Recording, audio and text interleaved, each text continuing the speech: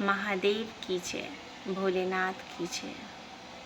श्री शिवाय नमस्तुभ्यं, श्री शिवाय नमस्तुभ्यं, श्री शिवाय नमस्तुभ्यं, श्री शिवाय नमस्तुभ्यं, श्री शिवाय नमस्तुभ्यं, श्री शिवाय नमस्तुभ्यं। श्रावण मास महात्म अध्याय 2। श्रावण मास में नियम पालन का महत्व। शिव बोले, हे सनत कुमार, आप अत्यंत विनम्र हैं। आपने जो कुछ मुझसे श्रावण मास के बारे में जानना चाहा, वह अब मैं तुम्हें विस्तार से बतलाता हूँ। अतः आप एकाग्र भाव से श्रवण करें। भगवान शिव बोले कि इस मास में नियम अनुसार रहते हुए साय 4 बजे भोजन ग्रहण करें। 1 मास तक रुद्राभिषेक करें। उस समय उपवासकर्ता को अपनी प्रिय वस्तु को त्याग देना चाहिए। पुष्प, तुलसी, मंजरी के दल, फल और धान्य, बिल्व पत्रों से भगवान शिव की लक्ष्य पूजा करनी चाहिए। विद्वान ब्राह्मणों को भोजन कराकर नियम अनुसार व्रत धारण करें। कोटिलिंग की पूजा अर्चना करनी चाहिए। शिव बोले कि मुझे पंचामृत से अभिषेक कराना अति प्रिय है, अतः भक्त को मेरे लिए यह अवश्य ही करना चाहिए। इसके लिए जो भी कुछ किया जाता है वह अनंत प्रकार के शुभ फल देने वाला होता है। हे महाभाग, इस मास में भूमि पर ही शयन करना चाहिए। साथ ही ब्रह्मचर्य व्रत का पालन रखना चाहिए। सत्य का पालन करें। इंद्रियों को अपने वश में रखें। प्रातःकाल स्नान कर एकाग्रचित होकर प्रतिदिन प्रभु पूजन करें।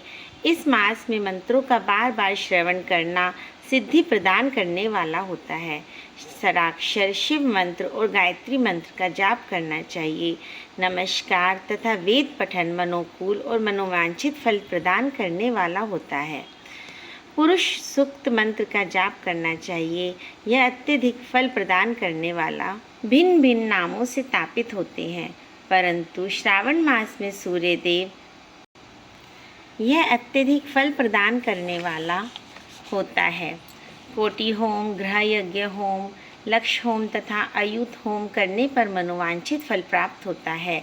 इस मास व्रत रहित रहने वाले को नरक की प्राप्ति होती है। वह वहाँ पर महाप्रलय तक रहता है। इस श्रावण मास के समान मुझे पूरे वर्ष का अन्य कोई भी महाप्रिय नहीं है। यह मास मनोवांछित फल और कामना के अनुसार फल देने वाला होता है। अतः हे सत्पुरुष, इस मास में जिन व्रतों को करने का विधि विधान है उनका वर्णन मुझसे विस्तार पूर्वक सुनो। रविवार को सूर्य व्रत करें। सोमवार को मेरा पूजन करने के पश्चात ही भोजन ग्रहण करें। श्रावण मास में प्रथम सोमवार से शुरू करके निरंतर 3 मास तक किया गया व्रत समस्त मनोकामनाओं और अर्थ सिद्धियों को देने वाला होता है। यह व्रत रोटक व्रत कहलाता है।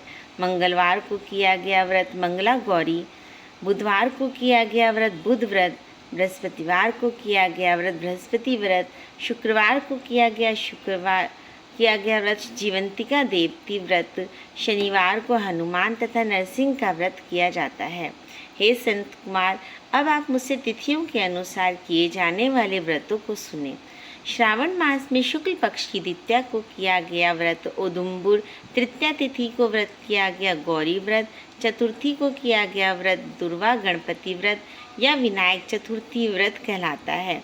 इसी तरह शुक्ल पक्ष की पंचमी को जो व्रत किया जाता है वह नाग पूजन व्रत कहलाता है। वह उत्तम फलदायी होता है। षष्ठी का व्रत सुपोदन तथा सप्तमी का व्रत शीतला देवी व्रत कहलाता है। अष्टमी और 14 तिथि को देवी का पवित्रारोपण करना चाहिए।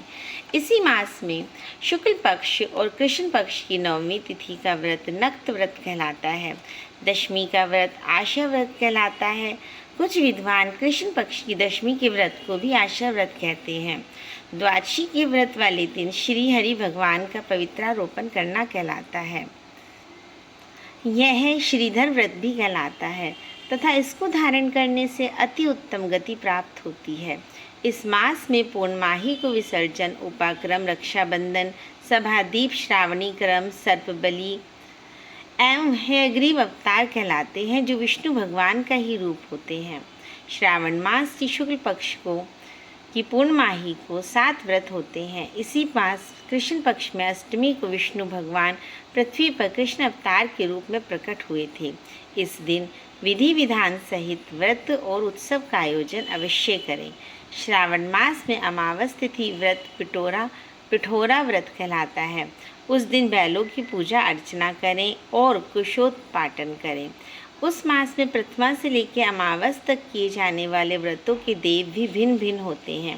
प्रथमा तिथि के देव अग्नि, द्वितीया के ब्रह्मा जी, तृतीया की देवी गौरी, चतुर्थी के देव गणनायक, पंचमी के सर्प, षष्ठी के गणनायक, सप्तमी के सूर्य, अष्टमी के स्वयं शिव, नवमी की देवी दुर्गा, दशमी यम, एकादशी विश्वदेव स्वामी, द्वादशी हरि भगवान, त्रयोदशी कामदेव, चतुर्दशी के शिव और पूर्णमाही चंद्रदेव हैं।